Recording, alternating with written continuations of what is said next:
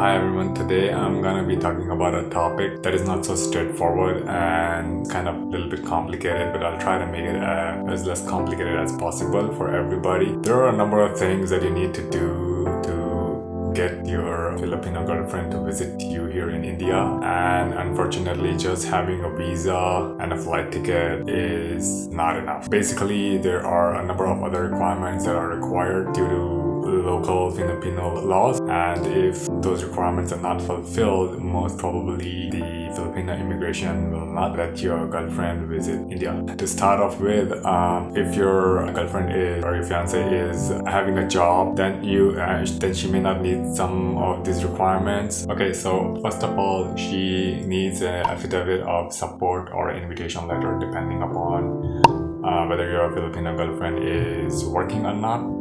If she's not working, she needs an affidavit of support. And the affidavit of support, you can go to a local court and ask them to do a standard affidavit of support. I will try to put a link down below that lets you know what kind of a format there could be for affidavit of support. And that affidavit of support might, just so that it's kind of more valid and more reasonable, it's optional, but you may want to get it signed by SDM and get it apostilled by Mia. So basically what apostille means is that any document that is that needs to be kind of valid in Philippines has to be apostilled in India. So if it's apostilled in India, it's kind of automatically acceptable in Philippines, for any purpose of immigration, or you don't have to go to a local embassy in Philippines and kind of further attest those documents. So that kind of makes the process a little bit easier. So this affidavit of support or invitation letter, it cannot come from anybody who is beyond a relation of fourth degree to your Filipino girlfriend or fiancé, or it has to come straight from you. No random person can send her invitation letter or affidavit of support. If a random person sends an affidavit of support or invitation letter, it may work, it may not work. Most probably it will not work. So I do not suggest that, and it'll just kind of end up wasting your money. Second thing that is kind of needed is CFO sticker on her passport. There are very strict rules in Philippines regarding human trafficking, and they want to make sure that you as an Indian counterpart for your Filipino girlfriend are a legit person, in terms of you're not already married, you're not gonna cheat on your girlfriend, which is kind of valid. To do that, India does not have something called as a CENOMAR. There is something called as a CENOMAR in Philippines, which basically lets you know that the person is not married to anybody. It's called Certificate of No Marriage. But in India, what you can do is you can create an affidavit on 100 affidavit, and I'm gonna try to link format for the affidavit down below as well for a format. You can ask any lawyer in a court to do it. It costs like 200 rupees and you can get it notarized. After it is notarized, it has to be signed by a local SDM, and then it has to go to Ministry of External Affairs for again apostillation. And as soon as it is apostilled, it kind of automatically becomes valid in Philippines. So why am I talking about a CENOMAR? I was just talking about CFO. Well, one of the requirements to get CFO is that you need to prove to the commission in Philippines, the Commission of Filipino Overseas, I believe that's what it's called, that you are single as a person and what you claim is correct, right?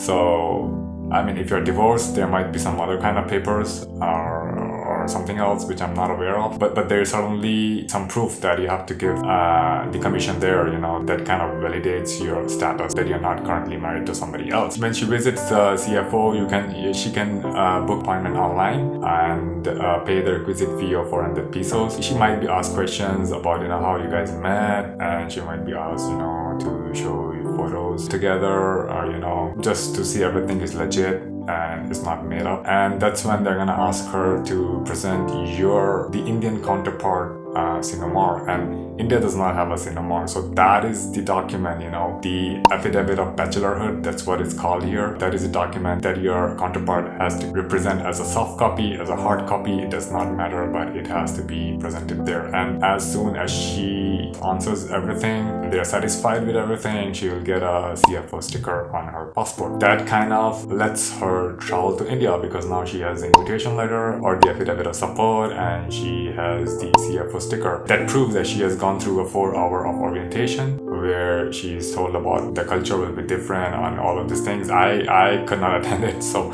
only my Filipino half can tell you about that. That's about it. So one of the difficulties that I faced in this process was my local SDM will not attest my affidavit of support and CENOMAR, basically affidavit of bachelorhood, and it requires multiple trips to the SDM office. I really do not have the time and stamina to go and do multiple trips to the SDM office. I kind of dial a lot of agencies. It just so happens that on the Ministry of External Affairs, and I'll provide a link of that as well, there are 5 agencies that are kind of authenticated by ministry itself to do this kind of work for you, and each one of them has a different price. To me, was the cheapest one, and they kind of did a very decent job. They gave me the documents in 3 days. I kind of just couriered all of the documents to her through DHL. It cost me $1,600 for each document for the SDM attestation and the MIA attestation apostillation, and it cost me $2,500 to send her via that DHL. And I just asked them to send it because the DHL cost outside was way more than, it was almost double the amount of what the VFS guys quoted me. So I said, hey, fine, just send my documents, and I gave them the address and they just sent the documents over.